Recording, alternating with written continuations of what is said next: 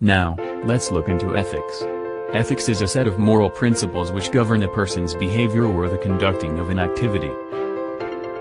House Biotech developed a set of guidelines for its member companies in 2005. 1. Realize the potential of biotechnology to improve the population's quality of life, as well as the environment.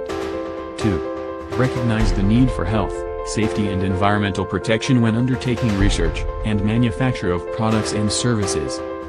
3. Treat animals respectfully and limit their use when disproportionate suffering to the animals is involved. Guidelines were proposed for procedures which may cause considerable pain or distress. For example, irritant agents such as furans create a severe inflammatory response, causing symptoms such as tissue necrosis and weight loss. Viruses such as LCMV may contaminate the monoclonal antibodies or infect workers. Purification procedures are used to remove the viruses and workers are required to use protective wear. A huge amount of waste is generated due to the use of non-recyclable disposables for the seed and bag bioreactors. As for sustainability, it is the capacity to sustain the viability of a given system. The ROI is high due to the low investment compared to earnings. The price for rituximab, for example, is $1,450 per 100 milligrams.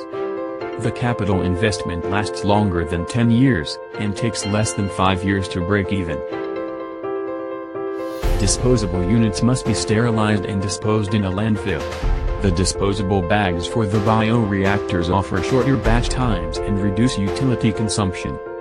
Meanwhile, disposable containers are used for buffer preparation to minimize cross-contamination and the filtration membranes are replaced each batch. Streams containing living cells or viruses must be treated by heating the waste to 80 degrees Celsius for 1 minute to inactivate the Chinese hamster ovary cells. The waste is neutralized and disposed to the sewage system. Monoclonal antibodies are used in a variety of applications and this outweighs the disadvantages. Improvements are also constantly being made to the bioprocess.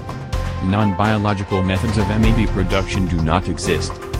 Comparisons will be made between a fluidized bioreactor with a conventional stirred tank reactor in terms of nutrient sustenance, batch time and economics. 3 reactor configurations were analyzed to compare nutrient retention. The fluidized reactor was able to maintain nutrients above cell-deprived conditions the longest. The fluidized bioreactor is able to run using shorter batch cycles, increasing the productivity. Protein chromatography is excellent at removing virus particles, host cell proteins and DNA. However, it is prone to aggregation at low pH. These aggregates are potentially immunogenic, and must be removed using downstream polishing steps. Ion exchange chromatography is based on the differential electrostatic affinities of molecules for the stationary phase. Compared to other chromatographic separations, it has a high yield and capacity.